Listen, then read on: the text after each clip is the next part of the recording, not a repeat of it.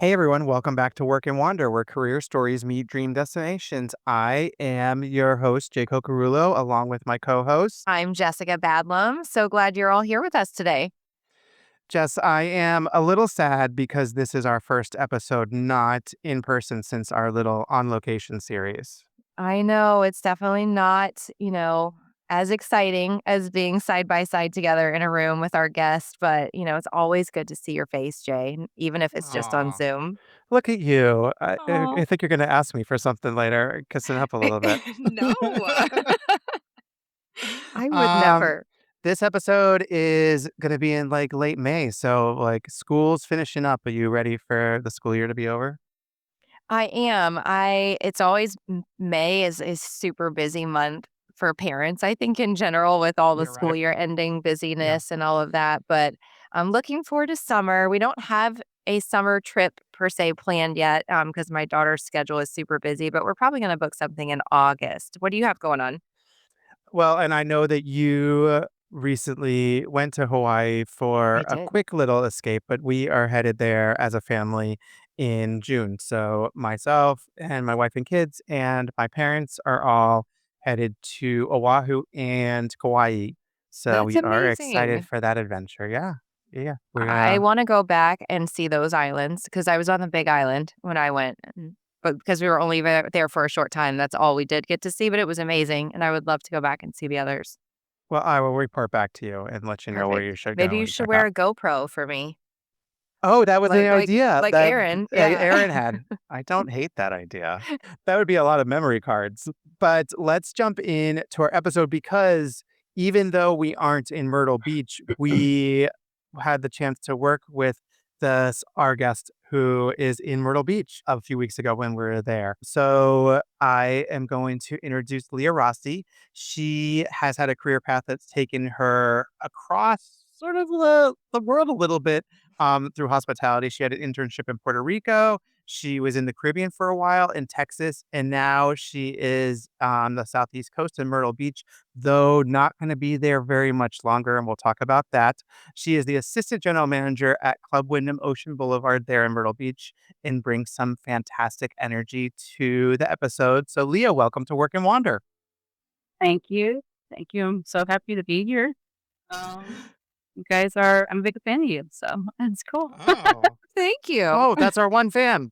You know, I saw it just like a couple weeks before Jay got here. You guys got here to Myrtle Beach, and I saw it on Compass, and I'm like, look, it's this. Like I didn't even know about it, and Well, thank you for finding and us and listening. like out some. Well, I just saw like someone I was who was it? Jim Weiss, right? You have Jeff him on there? Weiss. Weiss. We had Jeff on. Jeff Weiss. Steve Jin Kid and Jeff Weiss, but Jeff Weiss, yeah, I Jeff know. Pitt was on too. Both of them on. So it was like people I knew, so I thought that was really cool, and I love the whole concept. So Well, I'm thank really you. here Well, right thank you. Well, so she will be ready when we get to the suitcase running letter. She's probably been practicing. I'm so indecisive. I don't know. It depends on like how I'm feeling today. Well, before we get there, let's talk about your like the start of your career as an intern in San Juan and what sort of pulled you in hospitality. And obviously, you stayed there for quite some time. So, how what's the origin story? Oh, geez, the origin stories. Like as a teen, I worked in not in hospitality per se, but I actually worked at Rita's Water Ice. You guys know what that is. And I worked at a grocery store. I always was just kind of pushed into leadership roles and customer service roles. And oddly enough, even at that age, I just was really good at kind of service recovery and helping people out and turning stuff upside down. So back in the right direction. And I just really always loved a challenge like that, and I was just good at it. Was good with working with people. I'm a people person, yeah. But then I went into college and said, like, I love people so much. I want to help people. Let me go into sociology. I want to be a social worker. Okay. And I learned pretty quick that it wasn't quite for me, and I was introduced to the idea of business school, and I went to Temple University after that, and they had the most phenomenal tourism and hospitality management program. and I kind of stuck with it. And I was able to get a lot of hands-on experience around the city. And by the time I was ready for an internship, I decided to take one in Puerto Rico. It was a really easy transition because it's the U.S. I also had a lot of Spanish experience. I taught ESL classes in college, and I got a minor in Spanish, and it was just sounded right to me. So, I don't regret what I did. That's awesome. Very cool. I know. I didn't know that about you. That's awesome. ESL. That's great. So you were not only in Puerto Rico, but you were in St. Thomas when back-to-back Category 5 hurricanes hit. That's an extraordinary thing to have to navigate. So what did leading through that experience teach you about yourself as a manager? Well, the experience, I think, taught us a lot about ourselves as a person. And as a manager, I think it kind of just solidified the fact that I thrive under pressure. And those times were as pressurized as you can imagine as it gets. I spent at that point I was in the Caribbean for like 7 years, and tropical storms, hurricane drills. Getting ready for all that was something that we were really used to as managers in the hospitality business. But um, this one, these ones weren't really anything we could prepare for. It was uh, nothing that the company really had experienced before, let alone anyone in the world. It was unprecedented to have two Cat 5s hit back to back on a small island. And it was cool because I just kind of went into like manager mode. I just managers manage is what we do. We take care of people. Um, I started out with like 119 guests on property when the hurricanes were coming. Man. So we had to secure them and make them feel good and make them feel safe. They had a lot of questions we couldn't answer because none of us had been through this before. Um, and then we got them off the islands. We kind of rescued them as a company. We sent boats down because we couldn't get any flights out. And after that, though, you know, my guests became neighbors, and like here's a refugee area. So neighbors, friends, coworkers, other guests who were still stranded from the different Airbnbs around the area. So, Withers Beach Club, which is where I managed, became really a real community. And I was helping, salvage linen and carry, and he found a grill on the side of the road, and you were grilling things that were still like somehow our dip shop in the middle of the resort, like maintained the generator, like didn't die. And so we had one giant deep freezer full of food that we kind of survived off of for a little bit. And it was a lot of thinking on your feet and making people feel comfortable. So honestly, it kind of just helped me learn that I belong here. This is the role that I was meant to do. You still, to this day, was something you don't forget about, and you make lifelong friends. Like I went to Margaritaville after that, after I lost my role, because I really just didn't have anything else to do. I didn't have a property. So after about a year, they put me in sales as a business ops manager. And I ran into like a couple that came in a year later that was staying on property with me. And we just like immediately started crying. It was crazy. Like it was like just a bond I'll never forget about. And I feel that way about my coworkers that were there at the time. There's still a few of us that are still with the company, and it's just one of those things you can't really explain to people. I hope no one ever goes through it. No, I But, right. you It's definitely learn a lot about yourself and others, and people surprise you. People who you don't think will step up, and folks that you expect to kind of don't. And overall, though, we're here and everyone's safe and better for it. no, I appreciate you sharing that. That's, obviously an impactful part of your journey, both in your hospitality career, but more so as a person. Right. And so you've worked across rooms, housekeeping. You mentioned sales ops, which is sort of like a side like journey for a Yep. second. Now you're an assistant general manager, so that's a lot of ground that you've covered. Was there any particular role that shifted how you think about leadership? So, yeah, my first role in leadership. So, my internship location is a luxury Hilton resort, 570 rooms. So bigger than we're about the same size as OB. I was a guest services manager there, and they hired me right out of my internship program. So as you can imagine, I was like a 21-year-old coming into this new culture. Um, Culture is different. The language wasn't strong. I had a team that was much older than me, more experienced than me, and I had a couple unionized teams. So it was like I was catapulted into hospitality boot camp in this role, but Right. I so don't regret it because the work ethic I gathered from that role was huge. Really learning how to be devoted to people, relate to people.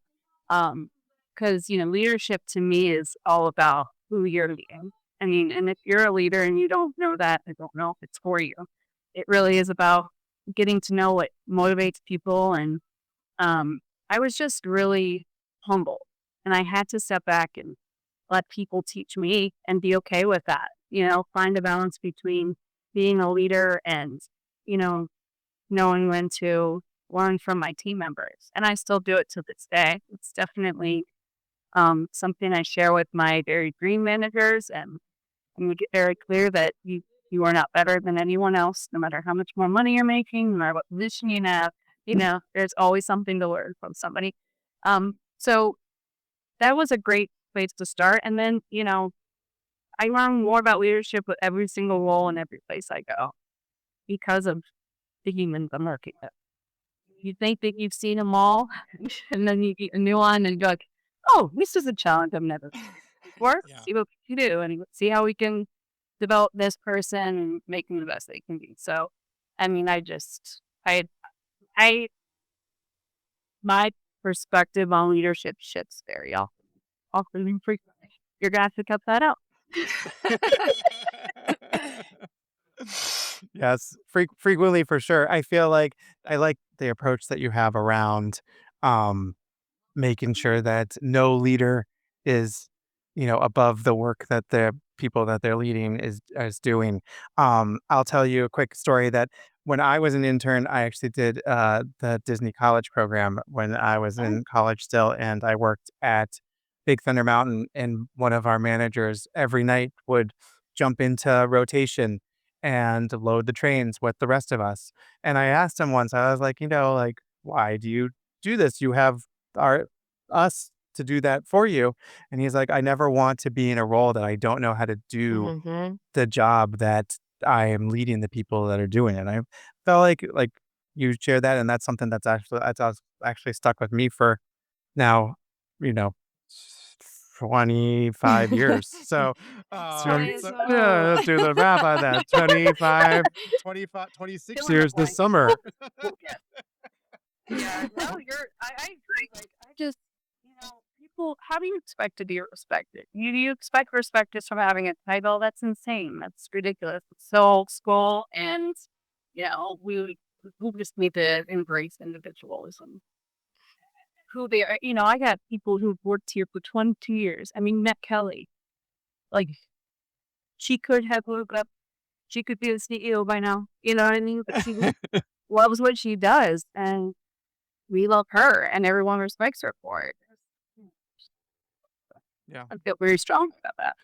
Well, and something that I experienced just a few weeks ago, is that the team there at Ocean Boulevard definitely has a feel of a family, and I think that you and your fellow leaders, like, for sure instill that, into the group there. How do you, like do you have a special approach or a special secret recipe on how you do it on a property that large? And as we'll transition to, do you have any, like, secret things that you're going to make sure to keep and hold on to when you move up to Williamsburg here in a few weeks?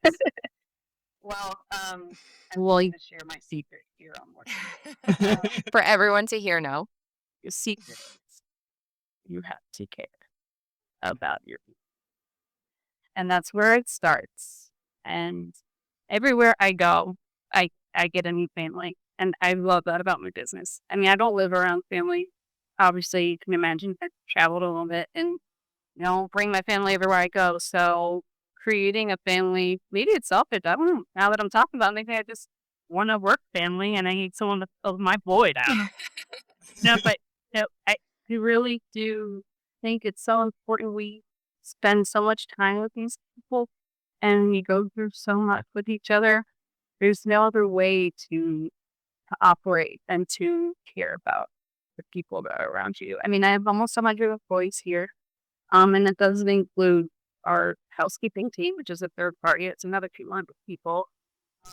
But you asked how. I think it's really just setting the standard that when someone talks to you, you really need to listen and understand that and half the time it's not even about work, the tools they need or the struggles they're having or what they want to learn and how they want to grow. It's just a lot about them as a person and giving them an ear. So I make sure that my leadership operates the same way and it trickles down.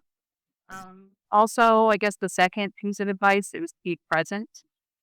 There's not a single stand-up meeting that I don't, have. I try to make it to every single one so that they can see me. They know who I am.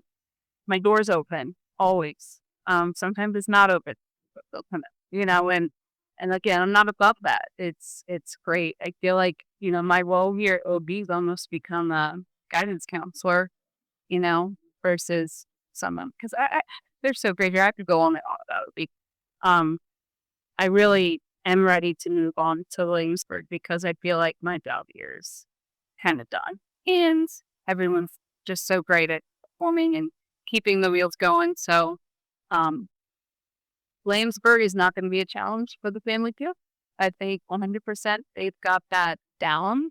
What I wrote about that team, they're just Governor's Green. I don't have too much experience with Kingsgate, but Governor's Green, I mean, it's a small team, but they are just some of the hardest working, caring, multifunctional associates. It's like a dream for me, actually, because I'm really into creating the hybrid associate where they can shadow and fill in and go from department to department, not get bored, get exposed to things that they, might potentially want to grow into.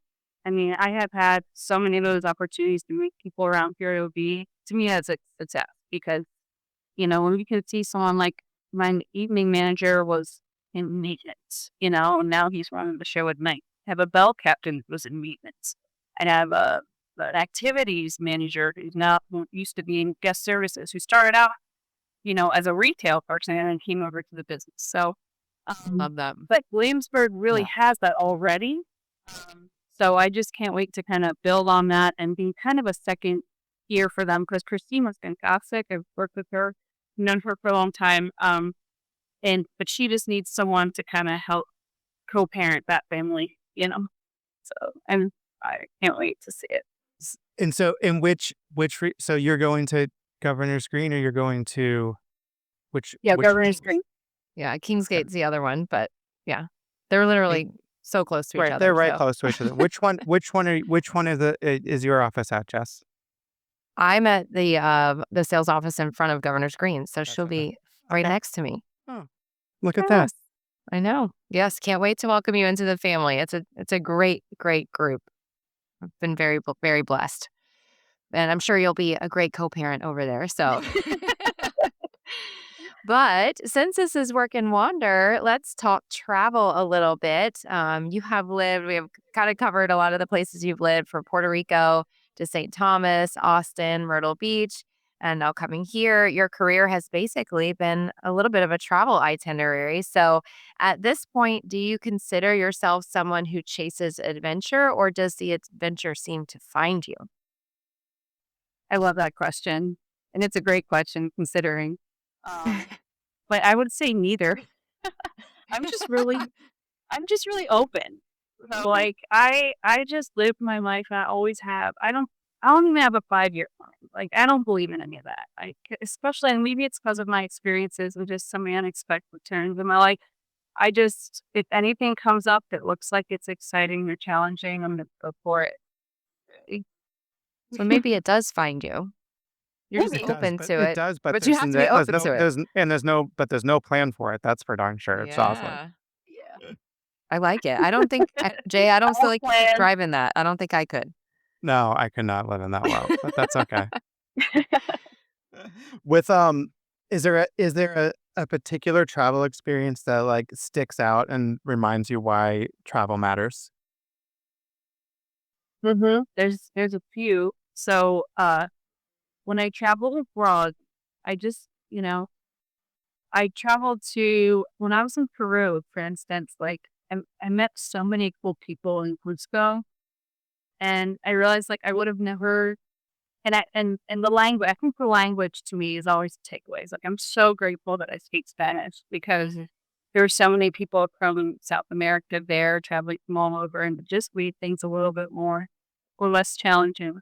Um, and for some reason, everyone thought I was Colombian, which is interesting. So I think I have a Huh. very Gringo Rican accent, but I was very, very flattered by that. I like that. Um, but you know, meeting people, I'm very social. I love to meet new people and learn about different cultures. And you don't do that unless you travel, unless you're open, unless you get out of your own bubble. You have to.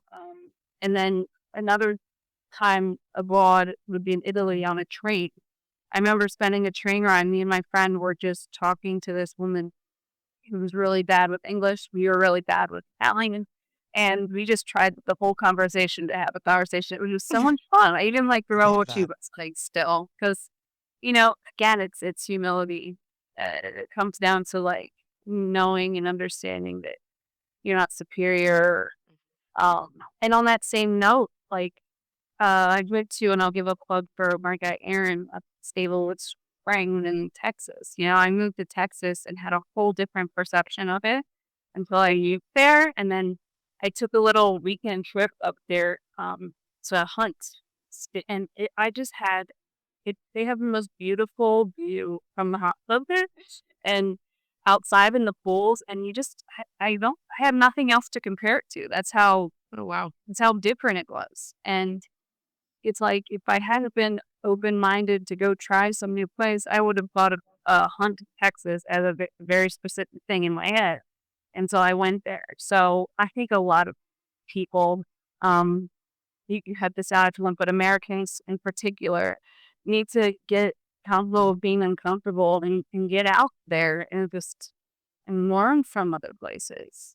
Grow you as a human. You cannot be stuck in your bubble, stuck in your ways, and go to your grave thinking the same thing for all your years.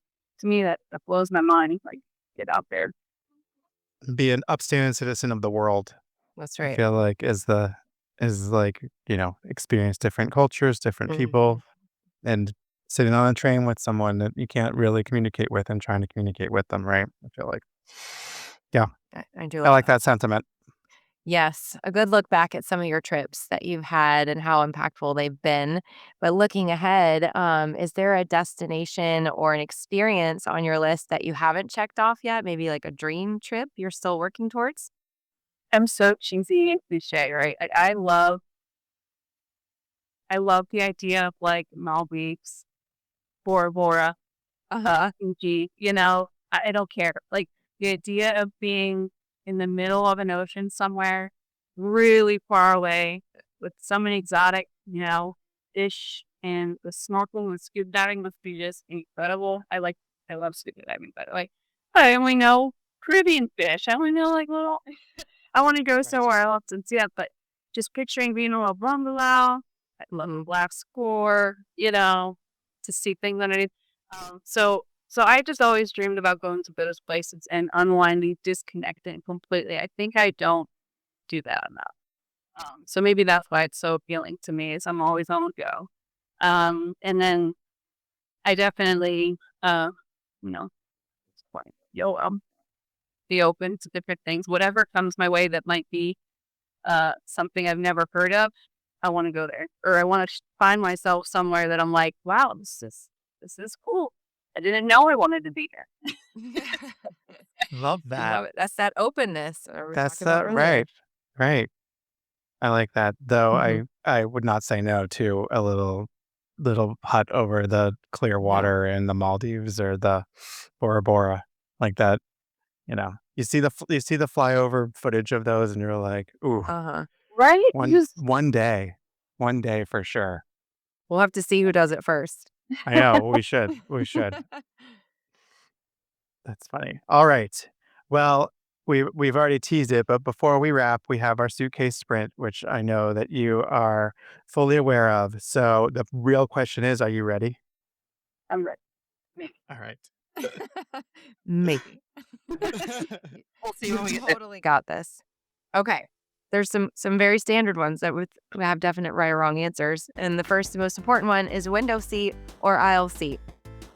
I also Jay. I'll tell you, A point for Jay. drink lots of water, and I like to be able to. Yes. There you go. All right. I'll take a I hint think when we can talk get one. about this one so much that my phone picks up on it, and I see reels about people talking about window seats and stuff. It's hilarious. That's funny. I know. It's funny. All right. Carry on only or checked bag? If I could carry on only, I would. So it's like a goal. Yeah, it's always a check. It ends up being a check bag though, because I'm a woman and I can't make enough decisions. Like I just throw in a 3-week suitcase for a 1-week trip. That's what I. Speaking my soul right Sure. there. Yep.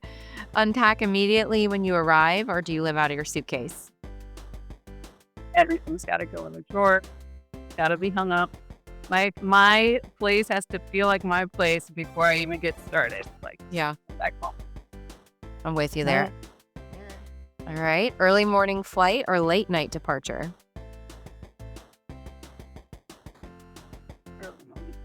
Early morning. Do you like to have a detailed itinerary, or do you go with the flow? So with that flow, man, I knew set it. yourself up for failure when you have an itinerary on vacation. Come on. Oh, Jay. that's an interesting approach. Nothing So where ever the goes the way you itinerary want it. when the itinerary fails, that's all right. I don't hate that approach. I don't know that I could live my life like that, but I don't hate that as a rule of life. All right. I think having a loose itinerary is always okay, an idea what you want to do, because then you can really flex and make sure it fits in. Especially if you're with other people, forget about it. Yeah. For me, it's like narrowing like specific things I definitely want to do while I'm there, but not put a timeline to it. That's how I roll. All right. So next one, beach, city, or mountains? You have to pick one. Such a beach bum. I Beach live in bum. the beach, but I will always pick the beach. And the fact that I'm going up north, and no one can believe, I'm like, this is it. This is as north as I'm going to get, guys. But I am still very close to Virginia Beach. A lot of water. You have Yorktown Beach, Virginia Beach, a lot of rivers. You're going to be fine. All right. Dinner at the resort or explore the local dining scene? Oh, doubtful. Yeah. Maybe one dinner at the resort if it's a nice one. Okay. Best road trip snack?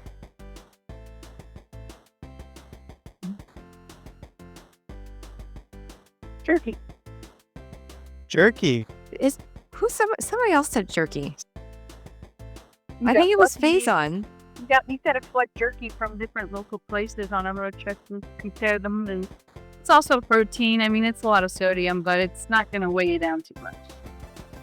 There you go. Health advice in the same. I like it. All right. One place you would go back to again and again without hesitation. Say Puerto Rico. I always tell people this. Like, flying part in school is in that island. And I can't, they call it La Isla del Encanto, which means like enchantment. Island of enchantment, because the people and the party culture are just unmatched. It's like, people live, I swear people live to be 100 there.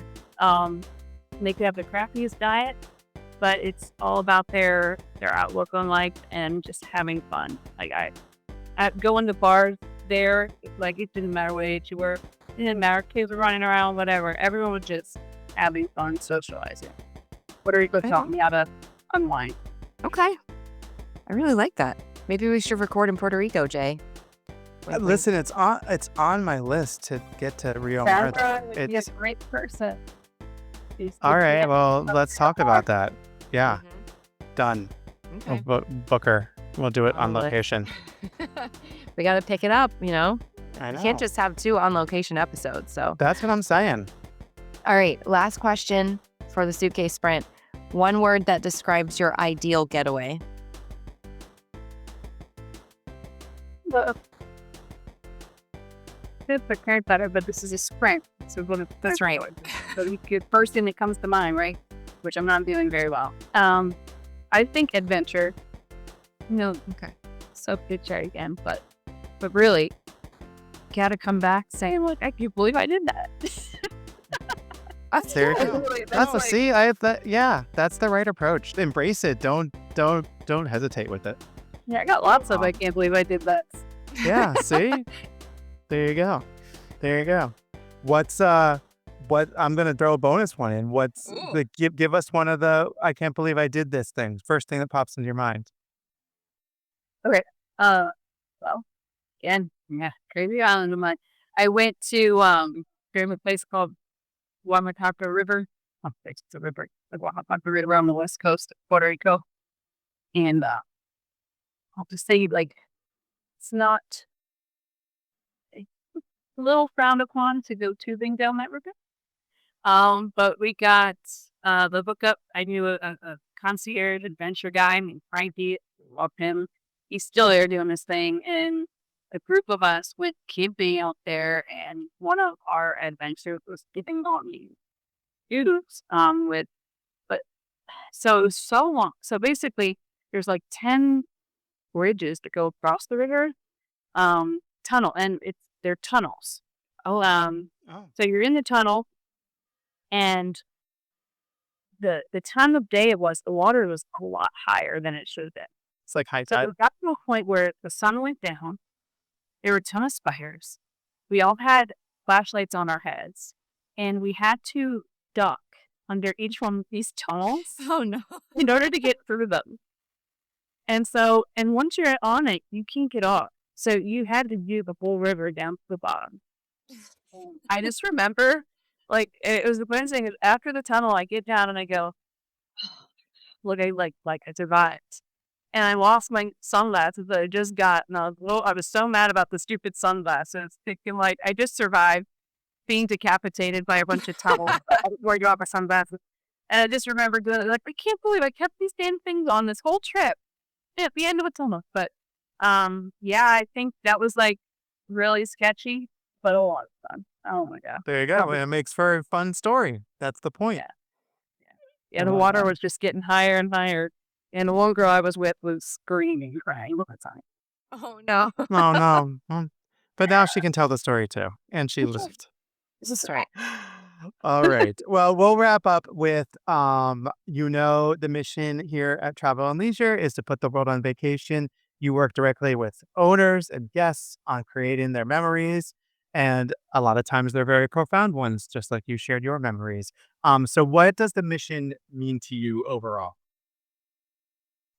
Well, I think the mission is lovely because, as you guys know now, especially after talking, travel means a lot. It's more than just getting away. It's connecting with other people and the beautiful world we live in. And I really, for me, I try to encourage all my owners to go elsewhere. We get a lot of frequent visitors here in Myrtle Beach, and I try to make it a point to tell them about the different resorts we have all over because they're in cool locations, and they all have something to offer. And I think the other part of it is like our mission really reminds me of my responsibility. Like my position is literally making sure that we deliver on that promise. And I tell my team that all the time. Just remember, sales and marketing are really selling us. So let's make sure to deliver on that promise. This is the company to travel with. This is the place to buy into. So lots of commitment, responsibility, and just promoting the world we live in. That's perfect. Beautiful. Love it. Wonderful. Well, Leah, this has been such a great conversation. Thank you so much for joining us on Work and Wander. It's been great having you. And to our listeners, thanks for tuning in. And until next time, keep wandering. See you in Williamsburg. See you there.